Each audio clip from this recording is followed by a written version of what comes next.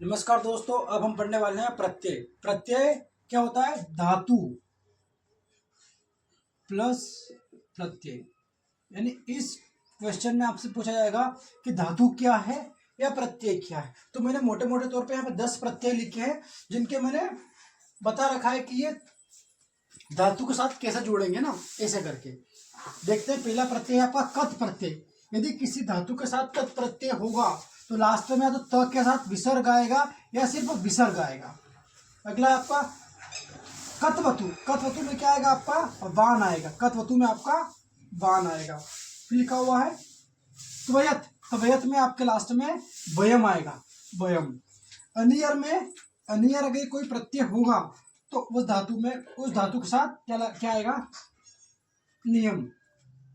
अगला है शत प्रत्यय। शत प्रत्यय में सिर्फ और सिर्फ किसी धातु के साथ हलंत आ जाएगा। फिर लिखा हुआ है यहाँ पे शानच प्रत्यय। शानच प्रत्यय में या तो मान होगा लास्ट में, या आण होगा, या फिर आन होगा। ये तीन चीजें उसमें होगी। अनह, अणह, आनह। जब कत्वा प्रत्यय की बात करेगा तो कत्वा प्रत्यय में उस शब्द में अंत में क्या होगा? त्वा होगा। यदि लियप प्रत्यय है तो उसमें धातु में, उस धातु के साथ लियप कब लगेगा? जब लास्ट में यह हो सिर्फ।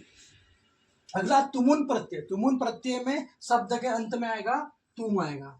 तो यदि कित्न प्रत्यय है तो कित्न प्रत्यय में लास्ट में ई की मात्रा होगी, छोटी ई की मात्रा, और साथ में विसर्ग होगा। जैसे मैंने यहाँ पे कुछ एग्जाम्पल दे रखे हैं जो हमारे लिए बहुत इंपॉर्टेंट है। बाकी आप ये कहीं आपके पास प्रैक्टिस सेट में लगाना आपको मिल जाएगा। जैसे मैंने लिखा उदाहरण, उदाहरण लिखा हुआ सेवमान। क्या लिखा हुआ है? सेवमान। सेवमान, जब सेवमान है लास्ट में क्या आ रहा है? हलंत आ रहा है, विसर्ग, विसर्ग आ रहा है, तो आपका कौन सा प्रत्यय होगा?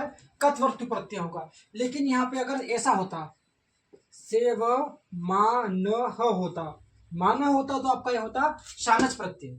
अगला लिखा हुआ है उक्तवान। उक्तवान में क्या आ रहा है? आ न आ रहा है। इसमें कौन सा प्रत्यय होगा? आपका यही वाला प्रत्यय होगा, कत्वतु। फिर लिखा हुआ है आदाय। मैंने बोला यदि लास्ट में यह आ रहा है तो आपको कौन सा प्रत्यय होगा? लास्ट में यह आप देखेंगे वहां पे यह, तो इसमें आदाय में लियप प्रत्यय होगा। ये थोड़ा इंपॉर्टेंट बन जाता है, आप इसको टिक लगा देना। लिखा हुआ है पठन। पठन में देखो हम लास्ट में क्या आ रहा है? यहाँ पे हलंत आ रहा है। हलंत किसमें है? यहाँ पे शरत प्रत्यय में, तो शरत प्रत्यय आपका पठन बन जाएगा। फिर लिखा हुआ है दर्शनीयम। दर्शनीयम में क्या आ रहा है? इयम। नियम या इयम। नियम किसमें? अनियर में, तो आपका अनियर प्रत्यय हो जाएगा लास्ट में। कथित। कथित लिखा हुआ है कथित। मैंने बोला या तो तह के साथ विसर्ग आएगा या सिर्फ विसर्ग आएगा, तो आपका कत प्रत्यय होगा। और इन सबसे ही इंपॉर्टेंट बनता है आपका ये टाप प्रत्यय।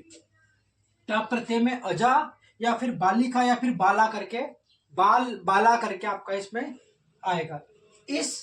इतना अगर आपने पढ़ लिया तो आपके 2 नंबर पक्के हैं।